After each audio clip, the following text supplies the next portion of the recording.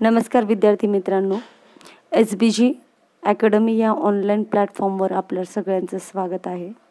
विद्यार्थी मित्रांनो, काल एक प्रश्न विचारला होता. हे पहा, तो प्रश्न आहे, खालील दिलेल्या प्रश्नचिन्हाच्या जागी कोणते पद असेल किंवा कोणती संख्या असेल. तर तुम्ही काल प्रयत्न केलाच असेल. तर बघू या प्रश्नाचं उत्तर काय आहे. ज्यावेळेस आपण ही आकृती पाहतो त्यावेळेस लक्षात येईल की ह्या समोरासमोरील ज्या संख्या आहेत म्हणजे 25, 72 आणि 11, 18, 72 आणि 18, 27, 72 आणि 9, ह्या सगळ्यांची बेरीज 25, 72, 11 या सगळ्यांची बेरीज 108 येते. 18, 72, 18 108च येणार आहे. 27, 72, 9 108च येणार आहे. मग 72, 16 आणि प्रश्नचिन्ह, 72 आणि 16 यांची बेरीज केली तर ती बेरीज येते 88. मग 88 मध्ये किती मिळवले की आपल्याला उत्तर 108 येणार आहे. तर 88 मध्ये आपण ज्यावेळेस 20 मिळवतो त्यावेळेस आपला उत्तर येणार आहे 108. म्हणजे ह्या प्रश्नचिन्हाच्या जागी कोणती संख्या असेल? 20, म्हणजेच पर्याय क्रमांक 1. चला पाहूया पुढील प्रश्न. तर पुढचा प्रश्न आहे, 40% लोक चहा पितात, 50% लोक दूध पितात आणि 10% लोक चहा आणि दूध दोन्ही पितात. तर किती टक्के लोक चहा आणि दूध हे दोन्ही पेय पित नाही? पर्याय आहे 15%, 20%, 25% आणि 30%. आता आपण कन्सिडर करू, हे 2 सर्कल आहे. तर याच्यातले हे चहा पिणारे लोक आहेत, हे दूध पिणारे लोक आहे आणि हा जो मधला भाग आहे ते हे दोन्ही पिणारे, चहा आणि दूध ह्या दोन्ही वस्तू पिणारे आहेत. तर चहा किती टक्के लोक पितात? 40% लोक पितात. दूध 50% लोक पितात आणि चहा आणि दूध हे 10% लोक पितात. हो की नाही? मग बघा, 40% मध्ये हे 10 पण आले, 50% मध्ये हे 10 पण आले, कॉमन झाले. म्हणजे चहा तर 40 मधून 10 गेले 30, 50 मधून 10 गेले 40 आणि हे 10 असे. तर किती झाले? 30 आणि 40 70, 70 आणि 10 80. तर 80% म्हणजे किती? 100 टक्के म्हणजे 100. म्हणजे 100 पैकी 80 लोक चहा आणि दूध हे दोन्ही पितात. मग 100 मधून 80 गेल्यावर उरतात किती? 20.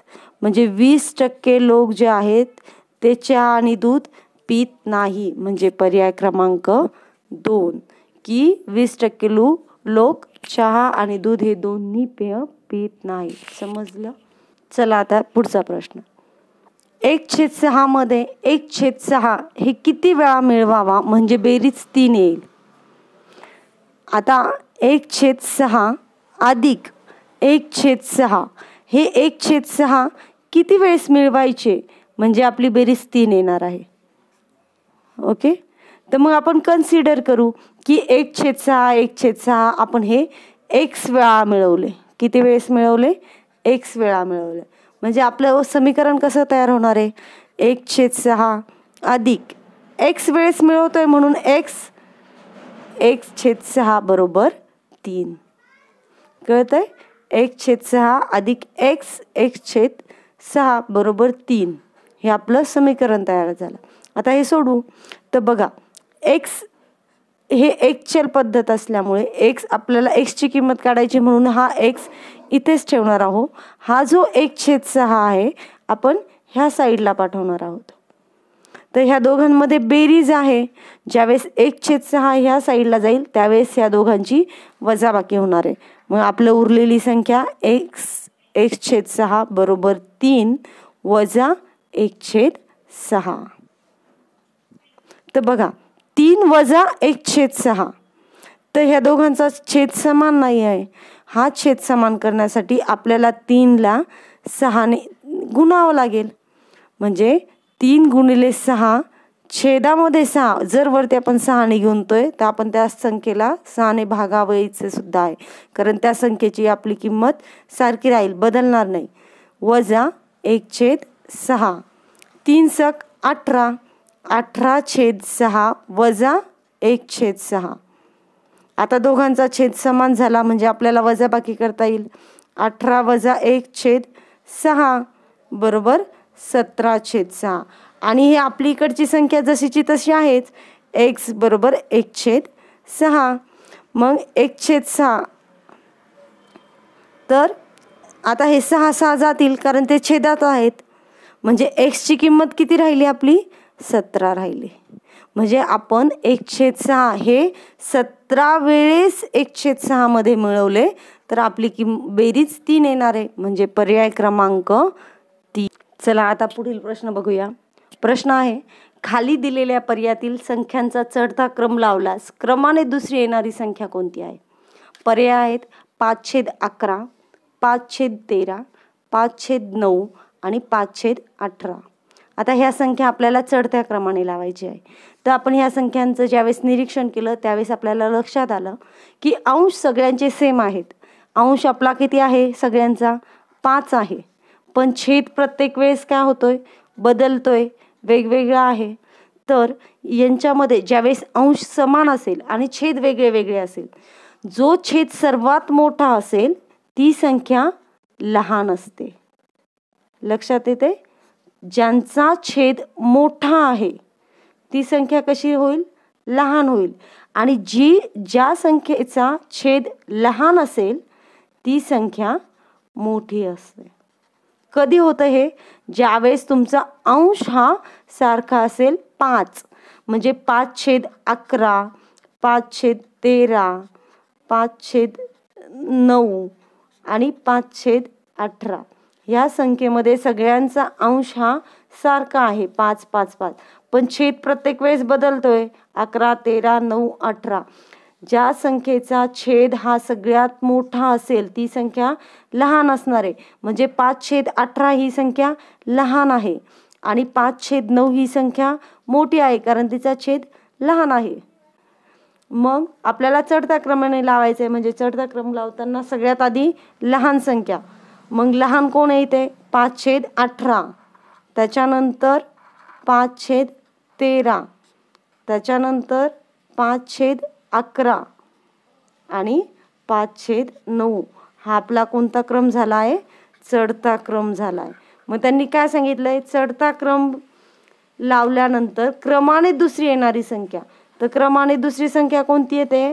5/13. म्हणून पर्याय क्रमांक 2 5/13 ही दुसरी येणारी संख्या आहे चढता क्रम आल्यास. अंश समान असल्यानंतर ज्याचा छेद मोठा ती संख्या लहान. पण ज्यावेळेस तुमचे छेद समान असतील आणि अंश वेगळे वेगळे असतील, छेद समान असेल आणि अंश वेगळा असेल, भिन्न असेल, त्यावेळेस ही क्रिया उलटी होते, विरुद्ध होते. म्हणजे ज्याचा अंश सगळ्यात मोठा असेल ती संख्या मोठी आणि ज्याचा अंश सगळ्यात लहान असेल ती संख्या लहान. आले लक्षात? हे छेद समान असल्यानंतर होते. पुढील प्रश्न, जर एक मजूर आपल्या पगाराचा 65% खर्च करतो आणि दरमहा 525 रुपयाची बचत करतो तर त्या व्यक्तीची दरमहा पगार किती? तर त्यांनी काय सांगितलंय?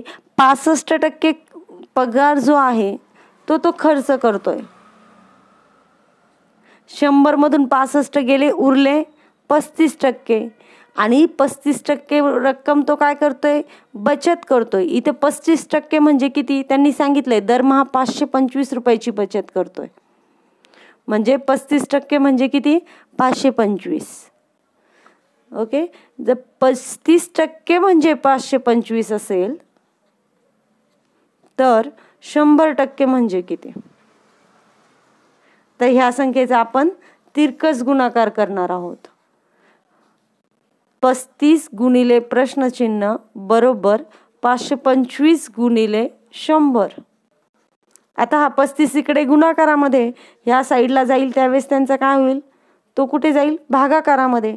म्हणून प्रश्नचिन्ह बरोबर 525 गुणिले 100 छेद 35. चला तर सोडवा हे गणित. 5 5 5 7 35. 5 एक 5, 2ला भाग जात नाही म्हणून 0, 5 एक 5 5 25, 7 आणि परत 105ला भाग घालू, 7 एक 7, खाली उरले 3, 7 5 35. आता प्रश्नचिन्ह बरोबर 15 गुणिले 100, आपली उरलेली संख्या काय 15 गुणिले 100 म्हणजे उत्तर येईल 1500. म्हणजे त्या व्यक्तीचा दरमहा पगार असणारे 1500 म्हणजे पर्याय क्रमांक 3. तर विद्यार्थी मित्रांनो, पुढील प्रश्न हा तुम्हाला होमवर्कसाठी आहे. हा प्रश्न मागील प्रश्नावर आधारित आहे. प्रश्न असा आहे, एका परीक्षेत 35% विद्यार्थी पास झाले आणि 455 विद्यार्थी नापास झाले, तर त्या परीक्षेत एकूण किती विद्यार्थी बसले होते? पर्याय क्रमांक 1 390, 2 1200, 3 700 आणि चौथा पर्याय 830. प्लीज या प्रश्नाचं उत्तर कमेंट बॉक्समध्ये नक्की द्या. धन्यवाद.